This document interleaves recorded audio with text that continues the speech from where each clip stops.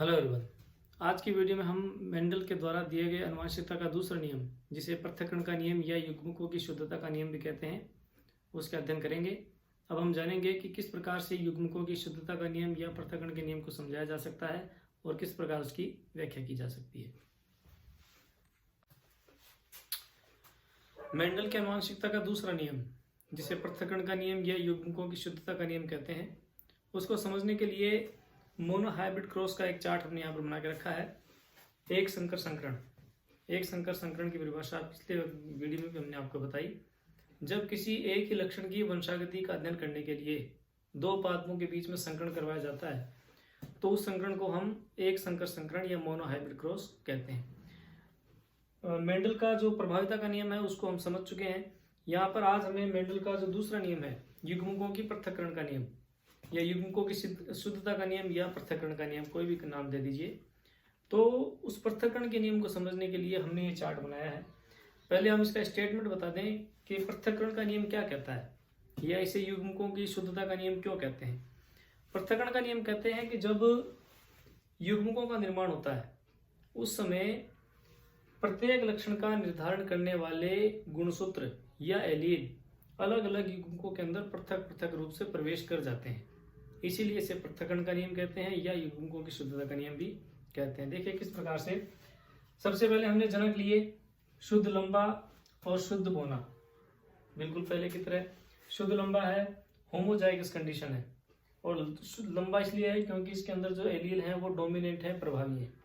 शुद्ध बोना है, शुद्ध इसलिए क्योंकि ये भी होमोजाइगस कंडीशन है, और बोना है क्योंकि इसमें लंबाई वाला जो जीन है टी वो रिसेसिव कंडीशन में है, अप्रभावी रूप में, इसलिए शुद्ध लंबा और शुद्ध गुना मेल और फीमेल जनक के रूप में हमने लिए।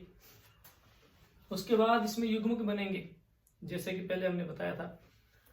तो इसमें जितने भी युग्मक बनेंगे वो सारे के सारे एक जैसे होंगे। क्यों? क्योंकि दोनों एलील एक जैसे हैं, तो युग्मकों के अंदर जो एलील जाएंगे वो सब एक जैसे होंगे। प्रत्येक युग्मक में एक जैसा गुणसूत्र होगा। तो हमने एक ही प्रकार का यहाँ पर कैपिटल टी लिखा, क्योंकि जो दूसरा युग्मक बनेगा उसके अंदर भी कैपिटल टी होगा। उसी प्रकार से फीमेल के अंदर जो युग्मक बनेंगे, अंडाणु बनेंगे, उनके अंदर जो गुणसूत्र जाएगा वो भी एक ही प्रकार का होगा, स्मॉल टी। जो दूसरा बनेगा वो भी स्मॉल टी होगा, इसलिए हमने एक ही प्रकार का लिखा। उन दोनों के बीच में जब निषेचन होगा, निषेचन के बाद F1 पीढ़ी, प्रथम पीढ़ी आएगी, तो उसके अंदर बनने वाली जो संतति होगी वो सभी की सभी कैपिटल टी और स्मॉल टी जीनी संरचना वाली होंगी, और वो लंबी जरूर होंगी लेकिन संकर होंगी। संकर लंबी क्यों होंगी? क्योंकि इसके अंदर होमोजाइगस कंडीशन नहीं है, हेट्रोजाइगस कंडीशन है, और F1 पीढ़ी संकरण की वजह से प्राप्त हुई है, इसलिए इसको संकर लंबा कहते हैं। यहां तक प्रभाविता का नियम समझाया जा सकता है, क्योंकि प्रथम पीढ़ी के अंदर केवल वही पौधे या वही लक्षण प्रकट होते हैं जो कि प्रभावित है। लंबाई वाला लक्षण प्रभावित था, इसलिए ये सारे के सारे पौधे लंबे होंगे। जो लंबाई का गुण है, बाहर से देखने पर हम नहीं बता सकते कि शुद्ध लंबा और संकर लंबा कौन सा है। जैसी लंबाई शुद्ध लंबे की होगी, ठीक वैसी लंबाई संकर लंबे की होगी। लंबाई में कोई अंतर नहीं होगा, फिनोटाइप में कोई अंतर नहीं है, लक्षण प्रारूप में कोई अंतर नहीं है, अंतर सिर्फ जीनोटाइप में है। जो शुद्ध लंबा है उसका जीनोटाइप कैपिटल टी समयुग्मजी कंडीशन होगा, और जो संकर लंबा है उसके अंदर कैपिटल टी और स्मॉल टी विषम युग्मजी होगा। यहां तक आगे। अब देखिए जो युग्मकों की पृथक्करण का नियम है उसको समझने के लिए हम क्या करेंगे, जो F1 पीढ़ी के अंदर प्राप्त संतति है, जो F1 पीढ़ी की संतान है, उन्हीं के बीच में अपने स्वपरागण सेल्फ पोलिनेशन करवाएंगे। तो अब जो जनक का काम करेंगे वो यही वाले पौधे करेंगे, capital T small T, capital T और स्मॉल टी। ऊपर पृथक्करण के समय स्पष्ट पृथक्करण का नियम समझाया नहीं जा सका, क्योंकि जो युग्मक बन रहे थे उनमें एक ही प्रकार के एलील प्रवेश कर रहे थे, क्योंकि जो दोनों एलील थे वो होमोजाइगस थे जनक में। लेकिन अब इस समय जो हमने जनक लिया वो होमोजाइगस ना होकर हेट्रोजाइगस है, और हेट्रोजाइगस है इसमें इसका मतलब जो युग्मक बनेंगे उन युग्मकों में दोनों अलग अलग एलील पृथक पृथक रूप से प्रवेश कर जाएंगे। तो ये जो कैपिटल टी और स्मॉल टी अलग अलग बनाए युग्मकों को दर्शाने के लिए हम इसको सर्कल में दर्शा देते हैं। इनके आगे हम क्या लिखेंगे? युग्मक। इन जनकों में जब युग्मक बनेंगे तो अलग अलग एलील अलग अलग युग्मकों में पृथक पृथक रूप से प्रवेश कर जाएंगे। इसीलिए इस नियम को पृथक्करण का नियम कहते हैं या युग्मकों की शुद्धता का नियम कहते हैं। जो दूसरा जनक है उसके अंदर भी सेम जीनी संरचना है, जीनोटाइप सेम है, तो इसका मतलब इसके अंदर जो युग्मक बनेंगे उसके अंदर भी पृथक पृथक रूप से दोनों एलील प्रवेश कर जाएंगे और इन युग्मकों के अंदर अब आगे संयोजन होगा या निषेचन होगा। तो उस निषेचन की जो संभावना है, जो पॉसिबिलिटी है, कौन सा युग्मक कौन से युग्मक के साथ संयोजित हो सकता है, उसके आधार पर F2 पीढ़ी या दूसरी पीढ़ी सेकंड जनरेशन प्राप्त होगी। देखिए जैसे ये कैपिटल T एलील है मेल का, इसमें से इस वाले हिस्से को हम मेल मानते हैं और इस वाले हिस्से को फीमेल। मेल का कैपिटल T फीमेल के कैपिटल T के साथ संयोग करेगा तो कैपिटल T पौधा प्राप्त होगा। ये कैसा होगा? शुद्ध लंबा, होमोजाइगस कंडीशन है और डोमिनेंट है दोनों एलील। यदि कैपिटल T स्मॉल t के साथ संयोजित होगा तो कैपिटल T और स्मॉल t ये पौधा प्राप्त होगा। जो लंबा तो होगा लेकिन कैसा होगा? संकर लंबा होगा, होमोजाइगस नहीं है, हेटेरोजाइगस है, इसलिए लंबा होगा। इसी प्रकार से स्मॉल t भी इन दोनों के साथ संयोजन कर सकता है, तो कैपिटल T स्मॉल t और स्मॉल t इस प्रकार का जीनोटाइप प्राप्त होगा। और हमने आपको पहले भी बताया है कि जब कैपिटल T और स्मॉल t या कोई भी एलील हो जिसमें से एक कैपिटल और दूसरा स्मॉल हो तो पहले कैपिटल को लिखना है बाद में स्मॉल को।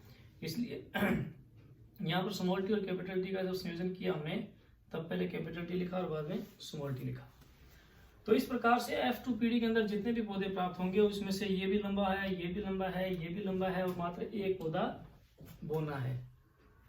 तो पहले भी हम आपको बता चुके हैं कि जो लंबाई का अंतर है, जो लक्षण प्रारूप है, वो देखने पर बिल्कुल भी आपको पता नहीं चलेगा कि कौन सा शुद्ध लंबा है और कौन सा संकर लंबा है। वो सिर्फ लंबा होगा, बिल्कुल जो शुद्ध लंबा है उसके जैसा संकर लंबा होगा। अंतर सिर्फ जीनोटाइप में आता है। तो कभी कभी पूछ लेते हैं कि मोनोहाइब्रिड क्रॉस के अंदर या एक संकर संकरण में F2 पीढ़ी के अंदर प्राप्त पादपों का फिनोटाइप और जीनोटाइप का अनुपात क्या होगा, या लक्षण प्रारूप और जीनी प्रारूप का अनुपात क्या होगा। तो हम देख के आराम से बता सकते हैं। जो लक्षण होते हैं वो यहाँ से देख के बताने पड़ते हैं, लक्षण प्रारूप लंबा है या बूना है, और जो जीनी प्रारूप है वो जीनी संरचना को देखकर बताना पड़ता है। तो यहाँ पर यदि हम अलग से लक्षण प्रारूप निकालें, लक्षण प्रारूप फिनोटाइप, ये फिनोटाइप हम किसका निकाल रहे हैं? मोनोहाइब्रिड क्रॉस में F2 पीढ़ी के पादपों का लक्षण प्रारूप निकाल रहे हैं। तो देखिए लक्षण के रूप में इसका लक्षण कैसा है? लंबा, चाहे शुद्ध हो या संकर उससे कोई फर्क नहीं पड़ता। इसका लक्षण भी लंबा, इसका लक्षण भी लंबा और ये बोना। तो 3 पौधे तो लंबे और 1 बोना। तो लक्षण प्रारूप आएगा 3:1। यदि हमें जीनी प्रारूप निकालना हो, जीनी प्रारूप या जीनी संरचना कह दीजिए, इंग्लिश में इसको जीनोटाइप कहते हैं, फिनोटाइप और जीनोटाइप। तो जीनोटाइप जो हमारे एलील्स हैं उसकी संरचना को देख के पता चलता है। तो देखिए एक जैसे जो जीन है वो कितने पौधों में है? कैपिटल T क्या और कहीं पर है? कहीं नहीं है। यानी कैपिटल T प्रकार का एक प्रकार का जीन है। कैपिटल T स्मॉल t 2 बार आ गया, तो ये इसके आगे 2 लिख देंगे और लास्ट में क्या बचा? स्मॉल t, लास्ट में 1 आया स्मॉल t। ये 1:2:3 जो है इसका जीनोटाइप है। और इसको और भी अच्छी तरह लिखने के लिए जो 1 है इसके नीचे आप लिख सकते हैं कैपिटल T। और ये जो 2 है 2 अनुपात किसका है? कैपिटल T और स्मॉल t का है।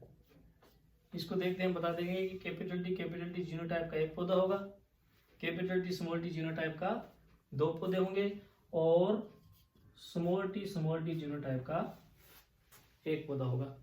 तो इस प्रकार से इस चार्ट की सहायता से हमने 2-3 बातें क्लियर की। सबसे पहले तो हमने मेंडल की आनुवंशिकता का जो दूसरा नियम है जिसे हम पृथक्करण का नियम कहते हैं वो क्लियर किया कि किस प्रकार युग्मकों के निर्माण के समय अलग अलग एलील अलग अलग युग्मकों में पृथक पृथक रूप से प्रवेश कर जाते हैं। दूसरी महत्वपूर्ण बात हमने ये प्राप्त की कि मोनोहाइब्रिड क्रॉस में F2 पीढ़ी का फिनोटाइप 3:1 होता है और जीनोटाइप 1:2:1 होता है। ये जो मोनोहाइब्रिड क्रॉस था एक इंपॉर्टेंट क्रॉस है, किसी भी परीक्षा में ये सीधा पूछा जा सकता है या इसके अंदर से क्वेश्चन पूछे जा सकते हैं। इसको हमने आसानी से सरलता से समझने का प्रयास किया है। मुझे आशा है आपको समझ में आया होगा। अगला जो हमारा वीडियो होगा उसके अंदर हम आनुवंशिकता का जो तीसरा नियम है, जिसे लॉ ऑफ इंडिपेंडेंट असॉर्टमेंट, स्वतंत्र अपव्यूहन का नियम कहते हैं, वो समझने का प्रयास करेंगे। और वो जो है डाई हाइब्रिड क्रॉस की सहायता से समझाया जा सकता है। द्विसंकर संकरण, इसका मतलब उसमें दो लक्षणों की वंशागति का अध्ययन किया जाएगा, यानी कि उसके अंदर जो हम एलील लेंगे वो दो प्रकार के होंगे, यानी एक लंबाई वाला ले सकते हैं, एक रंग वाला ले सकते हैं। दो अलग अलग प्रकार के लक्षणों को निर्धारित करने वाले जीन को लेकर हम चलेंगे और उसकी वंशागति को समझेंगे। तो वो थोड़ा सा जटिल हो सकता है, लेकिन इतना ज़्यादा जटिल भी नहीं है। अगर ये हमें समझ में आया है तो वो भी समझ में आ जाएगा। और अगली वीडियो में हम चेकर बोर्ड विधि से भी ये फेनोटाइप और जीनोटाइप निकालना सीखेंगे। तो ये आगे जाके 2-3 वीडियो के और होने वाले हैं, और वो हमें तभी समझ आएगा जब हम पीछे के वीडियो का लगातार अभ्यास करते रहें और समझते रहें। तो अब हम मिलते हैं अगले वीडियो में, तब तक के लिए थैंक यू वेरी मच।